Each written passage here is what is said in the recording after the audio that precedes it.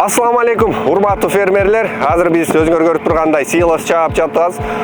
Силоска анын ачышын жакшыртуу, сапатын жогорулатуу үчүн Казбиосил закваскасын аралаштырып жатабыз.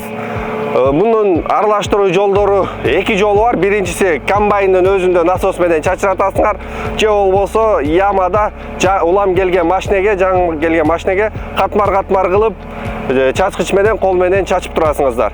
Силосты кошуунун эң негизги себеби бул биринчиден силостун сапатын жогорулатат, экинчиден силостан кычкылдуулугун төмөндөтөт жана узак мөөнөткө сактоого мүмкүндүк берет. Бул заквасканын 1 литри 20 тоннага жетет. Бул 5 литрлик канистр сиздерге 100 тоннага жетет.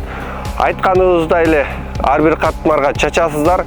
Эң акырында силосты жабаар учурда квадратына 2 кг, 3 кг кете тургандай кылып туз чачып туруп, анан жаап койсоңуздар эффект жакшыраак болот. Эмнеге дегенде үстүңкү катмары ар кандай шартта дагы, кандай шарт болбосун, жакшы тапталбай, ал жерде чирип кеткен, силос бузулуп кеткен 50 сантиметрге чейин учурлар абдан көп болот. Андыктан тузду чачып, жоготуулардын алдын алсаңыздар болот.